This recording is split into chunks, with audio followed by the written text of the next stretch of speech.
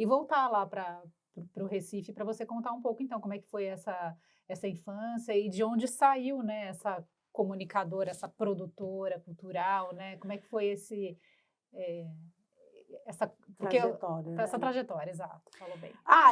É engraçado, porque eu era crente, né? Eu fui crente, é muito engraçado quando eu falo essas vezes com os amigos de hoje, falam, você crente? Impossível. Pois é, gente. Eu fui crente dos meus 8 anos até os 15.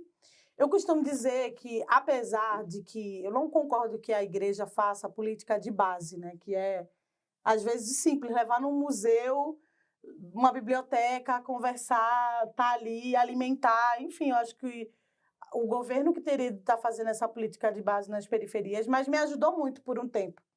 Só que eu sempre fui assim, assim, tipo, tanto comunicativa quanto curiosa e tal. E eu lembro que uma vez eu fui num show de rock, 15 anos, né? Aí eu falei, e eu sabia que isso não podia, e no outro dia eu fui lá no Eu sabia pastor. que isso não podia, é Aí ótimo. eu cheguei e falei, eu fui no show de rock, eu não quero mais participar da igreja, estou saindo hoje. Tipo, num lugar bem... E eu sempre tinha essas conversas com ele, ele, não, tudo bem, se quiser voltar aqui, pode vir e tal. E aí eu comecei a fazer, tipo, eu lembro de uma vez que teve um show no meu bairro, e eu pedi para varrer o palco, para ajudar em alguma coisa.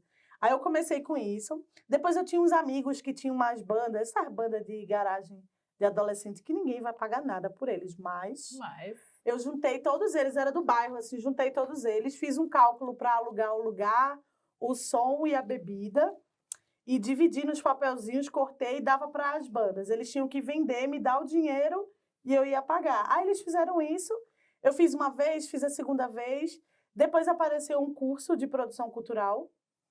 Cara, os professores às vezes tinham que entrar escoltados de tão perigoso que era e tal.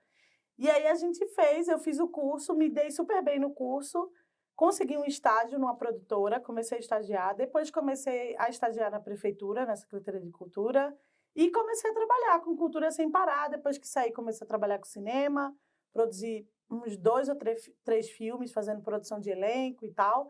E comecei, eu não parava, assim, acho que uma coisa foi puxando a outra. E às vezes, sempre quando eu falo que a cultura salvou a minha vida, é desse lugar, né? Porque aí, depois de um tempo, eu saí da periferia e comecei a vida de república, né? Que eu morei em 5 milhões de repúblicas, mas que era legal, porque, querendo ou não, eu morava com gente branca, classe média. Ajudava a ter acesso às coisas, a entender, a aprender mais coisas e tal.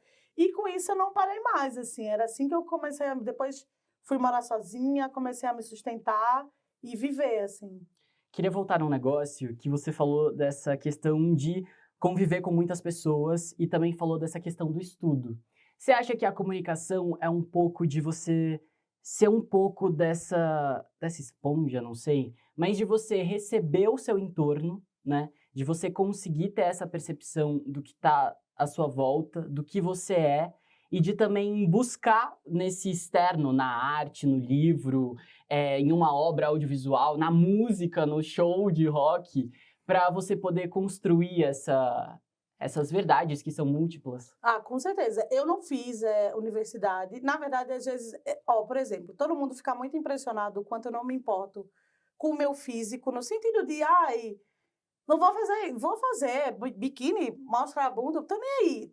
Fisicamente falando, nunca foi uma coisa que me atingiu, estando ou não na ideia de beleza que se espera.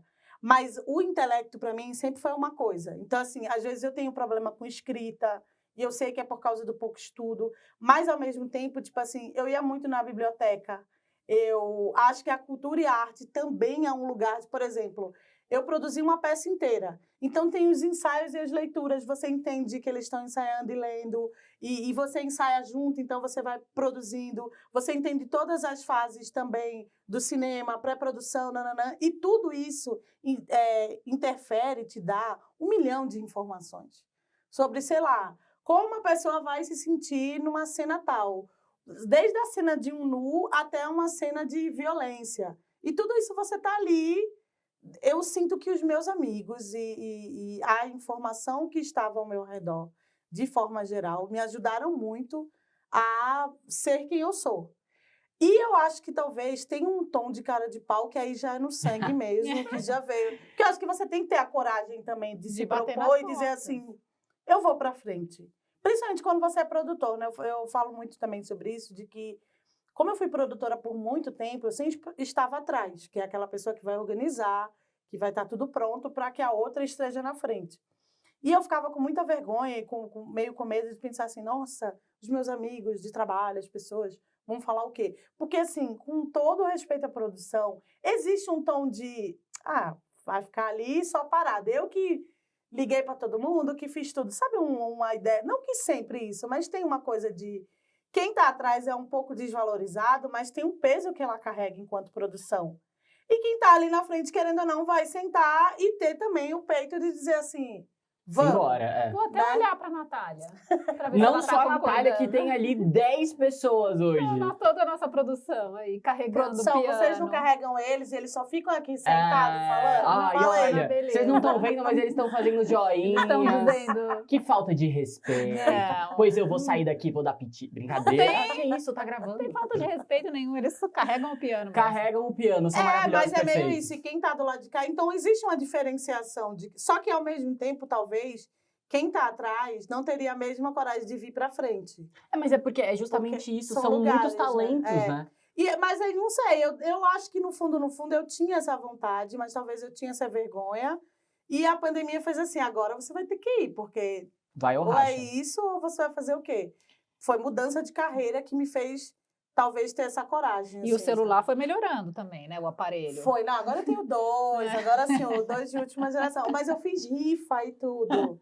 Eu tava vendo um dia desse um vídeo meu no YouTube, eu falando, eu tô fazendo uma rifa, pessoal. Mas eu disse no vídeo, um dia eu vou ter 5 iPhones. Eu tenho 2, já é uma coisa. Tá bom. Mas sabe, queria voltar nesse negócio da produção, porque para quem talvez tenha essa vontade de ser influenciador, comunicador... essa questão sua é muito interessante porque você tendo o talento de se comunicar, você não chega a lugar nenhum sem se produzir, né? Sem ter se você não tem a habilidade, se você não tem uma equipe que faça isso, se você não tem o corre de tipo assim, vou ligar a câmera, vou ajustar, vou colocar aqui, vou falar sobre esse assunto, sobre esse tópico, sobre o conteúdo, você não vai a lugar algum. Então, como também as pessoas terem esse entendimento que comunicação é além da imagem. Comunicação com certeza, é todo, forma, é luz, é estética. Não, e é um todo, né? Que, tipo assim, óbvio que quem está produzindo, ele está também comunicando. É uma outra forma.